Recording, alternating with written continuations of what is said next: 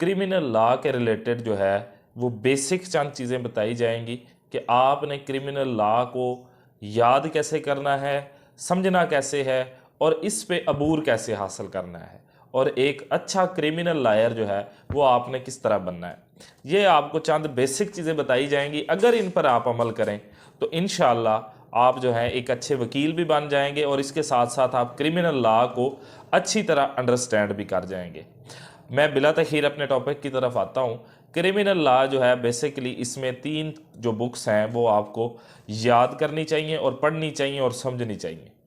Criminal law में 3 books हैं, एक पीपीसी, एक सीआरपीसी और इसके साथ क्यूएसओ। इसके साथ चंद बुक्स हैं स्पेशल लॉज जो हैं वो आपको एक अलहदा से, अगर आपको स्पेशल फील्ड में किसी और में जाना चाहते हैं, नैब, एंटी करप्शन एट्सेट्रा, अगर उनमें किसी में जाना चाहते हैं तो फिर वो आप उनको स्पेशल लॉज को रीड आउट करेंगे। अदरवाइज जो है वो पीपीसी, सीआरपीसी और क्यूएसओ, ये 3 बेयर एक्ट से लेने हैं। इसके साथ साथ आपके पास कमेंट्री बुक्स होनी चाहिए।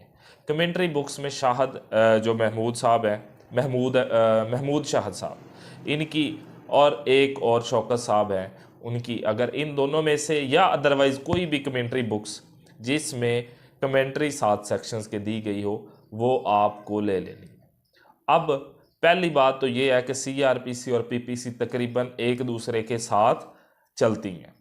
पीपी जिस तरह अब 144 है जिसको हम दफ़ा 44 कहते हैं, अगर उसकी पनिशमेंट देखें तो वो 188 में मिलती है। जिस तरह आजकल कोरोना केसेस में अगर कोई वायलेशन करता है तो उनके खिलाफ 188 के सेक्शन के तहत एफआईआर होती है। इसी तरह पब्लिक अनाउंसेंस, तो जो भी मतलब रिलेटेड हैं ये एक दूसरे से, पीपीसी और CrPC. Bear acts commentary books जो हैं वो आपके लिए बहुत ज़रूरी हैं और ये आपने याद नहीं करनी। चंद जो इम्पोर्टेंट सेक्शन है वो आपने याद ज़रूर करने हैं, लेकिन इसके साथ साथ आपने अंडरस्टैंड करना है, नॉट टू लर्न। आपने सिर्फ पढ़ना और समझना, आपने जो है वो रट्टा नहीं लगाना, आपने उसको अंडरस्टैंड करना है, सेक्शंस को अंडरस्टैंड करना है। सबसे पहले बुक्स ले ली, बेयर एक्ट्स ले लिए, कमेंट्री बुक्स ले ली। अब आपने रूटीन बना लेनी है डेली की, चाहे आप 2 सेक्शन पढ़ें चाहे आप 1 सेक्शन पढ़ें, आपने पढ़ना ज़रूर है, छुट्टी नहीं करनी। चाहे वैसे छुट्टी हो लेकिन आपने वो एक रूटीन जो है वो अपनी तब्दील नहीं करनी, क्योंकि एक मुसलसल कोई भी कोशिश ज़िंदगी में, कोई भी इंसान मुसलसल कोशिश करता है तो वो ज़रूर कामयाब होता है। जब उसमें ब्रेक आ जाती है, जब वो मुसलसल कोशिश नहीं करता, 5 दिन पढ़ लिया 10 दिन छोड़ दिया, तो फिर जो है वो आपका पढ़ा हुआ किसी काम का नहीं है। अब रूटीन के बाद थर्ड चीज़ जो आ गई वो आपने डेली जो है वो उन चीज़ों को दोबारा रिवाइज भी करना है जो आपने पहले पढ़ी हैं। अंडरस्टैंड करते जाना है, रिवाइज करना है।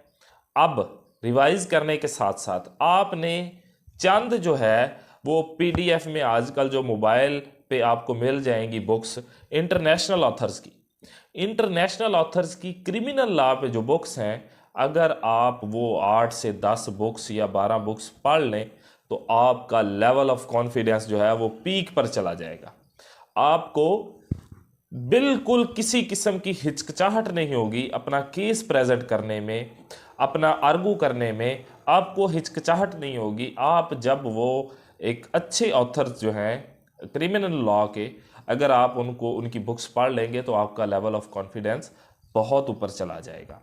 इसके बाद जो आ जाते हैं, आपने टीचर जो है, अपने टीचर जो हैं उनसे कंसल्ट करते रहना है।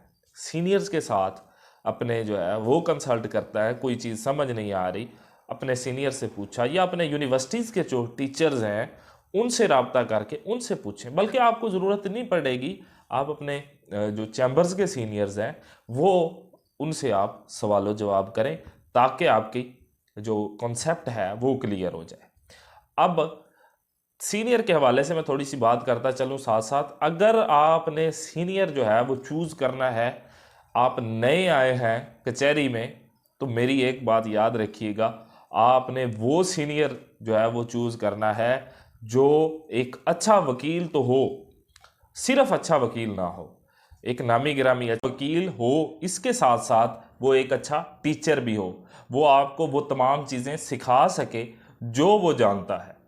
अगर वो एक अच्छा टीचर नहीं होगा, सिर्फ एक अच्छा वकील होगा, एक नामी गिरामी एक अच्छा कानून को समझने वाला वकील होगा, लेकिन अगर आपको वो नहीं सिखाता तो वो आपके किसी काम का नहीं है। इसलिए आपने जब सीनियर चूज़ करना है, ये बात पहले मद्देनज़र रखनी है, आया कि ये अपने शागिर्दों को कुछ डिलीवर करता है, सिखाता है ये चीज़ें, तो फिर आपने वो सीनियर जो है वो ज्वाइन करना है। अब मैं अपने वापस टॉपिक की तरफ आता हूँ।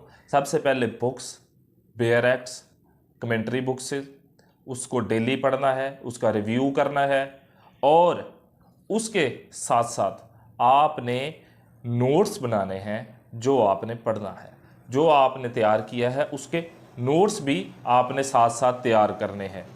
इसके बाद आपने जो है चंद और चीज़ें जो मद्देनज़र रखनी है, उनमें से सबसे पहली जो चीज़ है वो आपने नोट्स बनाने के बाद कुछ इंपॉर्टेंट जो सेक्शंस होंगे उनको आपने याद भी कर लेना है, और जो आपने सीनियर ज्वाइन करना है उस सीट पे आपने केस फाइलिंग का तरीका, ड्राफ्टिंग और जो बेसिक काम है दायरी के और बेल स्टेजेस के, जो कैसे दायर होती है, उसकी पहली हेयरिंग क्या है, सेकंड हेयरिंग क्या है, तो ये आपने जो चीज़ें हैं ये लाजमी इन चीज़ों को भी साथ साथ सीखना है, ताकि आपको अगर बेसिक चीज़ें आती होंगी तो आप एक अच्छे क्रिमिनल लॉयर बाद में बनेंगे, जब आपको बेसिक जो प्रोसीजर है वो आना चाहिए।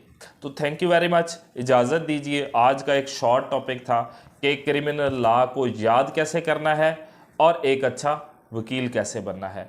अगली वीडियो तक इजाज़त दीजिए। Thank you.